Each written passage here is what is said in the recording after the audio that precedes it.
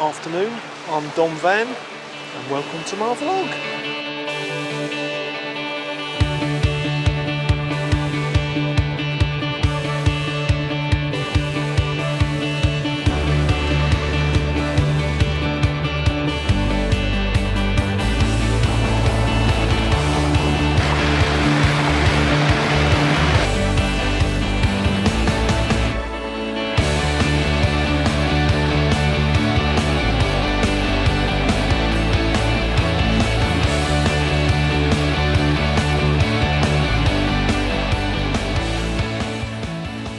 Hello. What should we talk about today, Juan?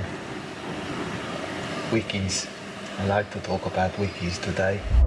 So good morning, I hope you're all well, and in today's vlog we're going to talk about the Schengen and Brexit and leaving the EU and what the implications are for van lifers who are travelling into the EU or into non-EU countries, or for motorhomers who are also doing the same journey, and how it will affect us from January the 1st, 2021. So firstly, there's a lot of misconceptions, particularly on Facebook, where people are discussing European travel from January the 1st. And those are, let's wait and see what happens when we leave. And I've seen posts like this morning, and it's only 4 weeks until January the 1st, give or take a few days.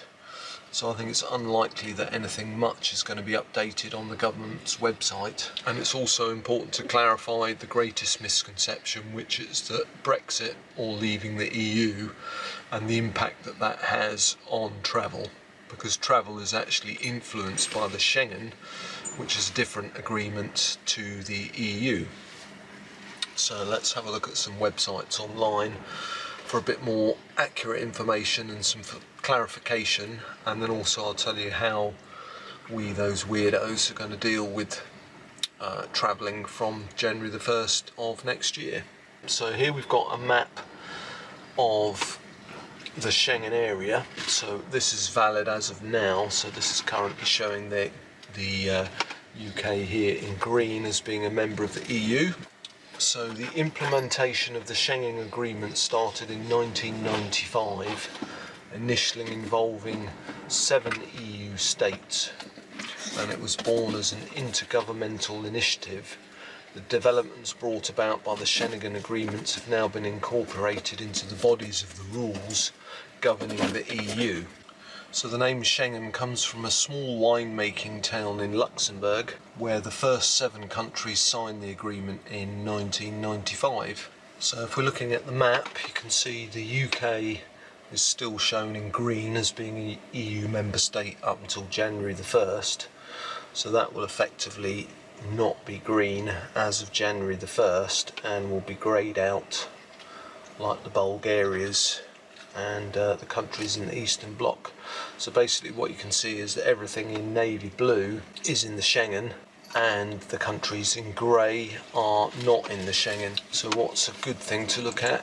So it's easier to see on this map which countries are not in the Schengen, here shown in blue: the UK, Croatia, Bosnia, Serbia, Bulgaria and so on. And then also down the bottom here you've got Morocco, which is a great destination for van lifers outside of COVID restrictions. So looking between the two maps, how will the Schengen Agreement affect travelling for people in the UK? So as of January the 1st, the rules are that you can spend any 90 out of 180 days in a Schengen area. So let's see how a year might look for people wishing to travel. So hypothetically, using my previous example, you drive down to Portugal, we take 5 days to get there, spend 80 days in Portugal, and then you have 5 days remaining of being in a Schengen area. So you could either drive back to the UK, job done, you've had your 90 days, you're back in the UK, which isn't in the Schengen area, or alternatively you could drive to Morocco and then spend 3 months there, which is outside of the Schengen area, or you could take a long route and go to, say, Bulgaria or any of these other areas here. So you could go to Croatia, Bosnia and so on, and then spend 90 days there whilst you're outside of the Schengen area, and then once you've done that you can then return back to any of the other countries on the map, Spain, Portugal, France and so on, Germany, Austria and so on and so on. So it is a big change, because not only have you got to take into account the 90 days on and 90 days off, you've also got to look at some of the changes that affect us due to Brexit, which is that most countries will require an IDP, or an international driving permit, and there are 3 different ones. They're all available from the post office. Some of them are valid in multiple countries, but some countries require a specific IDP. So have a look on the government website and see what IDP you require. However, it's also worth pointing out that with Brexit looming and us leaving the EU on January the 1st, there have been some steps forward, in that this week France have announced that you won't require an IDP anymore for France once we've left the EU. So that's great news. So going forward from January the 1st, if you're just going into France, you don't need to get an IDP for there. So it might well be that other countries follow suit, especially Spain and Portugal, who are popular destinations for English tourists, be they in vans, mohos, or flying over to hotels or whatever outside of COVID restrictions. So I think things hopefully will improve as time goes on, but at the moment, and until the foreseeable future, you've got to spend 90 days in the Schengen area and then leave it for 90 days. A lot of people are saying, well, that won't be policed, so we'll just carry on as normal. However, there are excessive fines and also bans from the Schengen area if you break the rules. So whilst I haven't been able to find anything that categorically states how it will be measured, I would say the logical assumption is as you leave the UK, be that on a ferry or on the Eurotunnel, when you show your passports at border control, leaving England and then arriving in France, Spain, etc., your passport is obviously scanned, and at that point you have 90 days from there on to be outside of a Schengen area. So to many, obviously 90 days per period of 6 months seems like enough time to spend abroad, but obviously for us travelling full-time and other vanners and motorhomers who also like to travel full-time, it's perhaps not enough. As we prefer not to spend a great deal of time in the UK, so we would have preferred to have the freedom to move around Europe as we do currently, but obviously that is coming to an end, so we just have to make the most of it. It is not common policy for all Schengen member states on the overstaying penalties. Each state applies a different type of penalty. Therefore, the consequences of overstaying in Schengen territory, whether your visa or the permitted 90 days for nationals or tourists, in general, all the member states apply one of the following types of penalties for overstaying in Schengen visa or permitted stay. When you get caught staying illegally in Europe, you will be deported to your home country. The deportation procedures depend on your case and the country where you were caught overstaying. On the other hand, if you're caught doing paid activity or working whilst overstaying your visa, you'll most likely be taken into custody where you'd wait to be put on trial. If you're found guilty, you would be held in prison or fined with a very large fine, and upon completing the punishment you would then be deported to your home country and banned from entering the Schengen for up to 10 years. Pretty straightforward there. So to me it seems fairly straightforward. It's really as simple as, if you're coming from the UK, literally the minute you set foot on French soil, if you're coming by Eurotunnel or whichever part of the EU arrive in, if you're coming by ferry, literally as soon as you set foot in the EU as of January the 1st, that would be your first day of your Schengen arrival. And then you have 90 days in that Schengen area or in any other Schengen area if you're moving from country to country. Say you're travelling from France through into Spain and then into Portugal, all of that would count towards your 90 days. The period that you're travelling in the EU is still counted. So it is literally the total time from the minute you set foot on EU soil. For those of you that are already metaphorically living in the EU and travelling full-time in your van or moho, as of January the 1st, your clock resets. So even if you were in the Schengen area over Christmas and the New Year, as of January the 1st, your clock starts from zero. So your first day in the Schengen would begin on January the 1st, and then the previous rules would apply that I've already run through.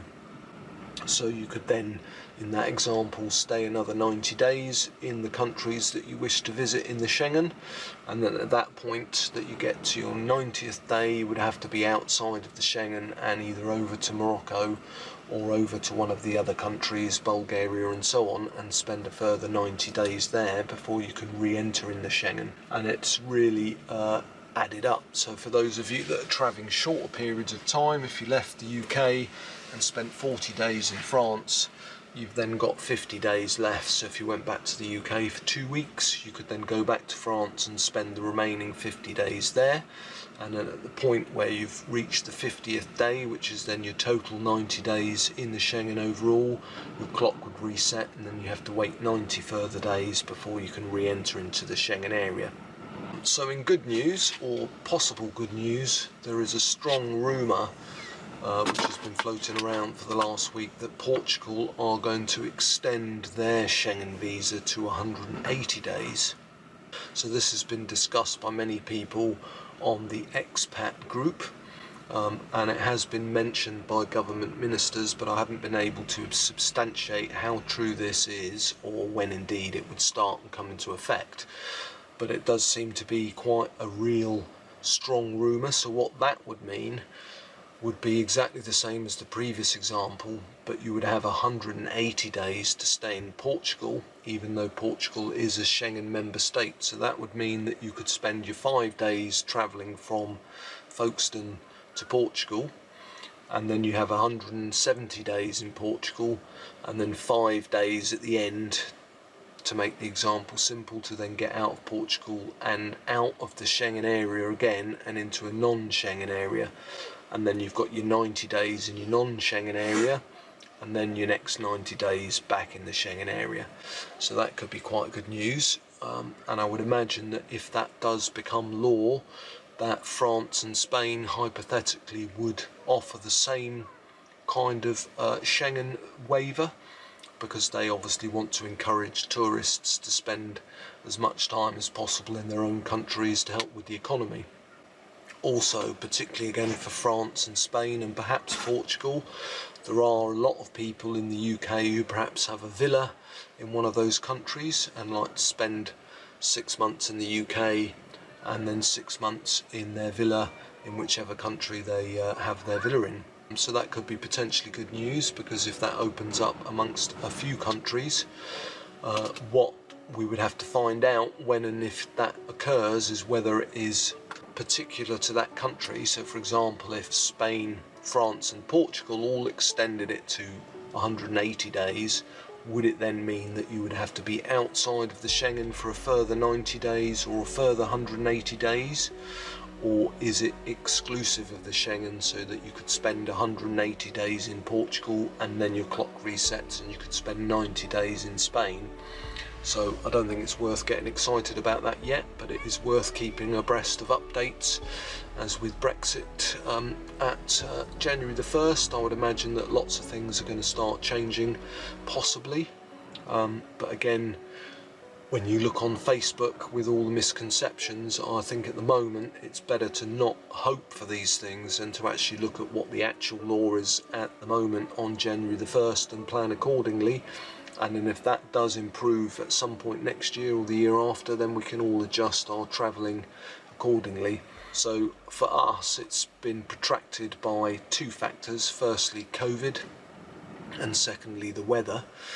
If we were not in a global pandemic, our plan was to spend January, February, March in Morocco, as I mentioned earlier, and then we would leave Morocco and spend 90 days either in Portugal or Spain, and then we would spend 90 days in Bulgaria or Croatia, and then back to Spain or Portugal or Denmark or somewhere else in the somewhere else in the Schengen area for 90 days. Obviously with COVID, currently Morocco is closed, or certainly is closed for people in vans who are not going to stay on a campsite. There is the possibility that Morocco might open up soon, so we're currently in a quandary, because when I mentioned the weather, we were thinking of potentially going to Bulgaria in January, but the weather there can be quite chilly at best. and also some of Bulgaria is quite mountainous and has a lot of snow, so we're being a bit wussy and not sure if we fancy spending 3 months in somewhere that'll be exceptionally nippy. But I think we need to get ourselves out of our comfort zone, because we've basically spent a year and a half predominantly tootling around France, Spain and Portugal, with a brief visit to Belgium, Holland and a month in England. So I think it's a perfect opportunity to spread our wings a bit further and see what else is out there.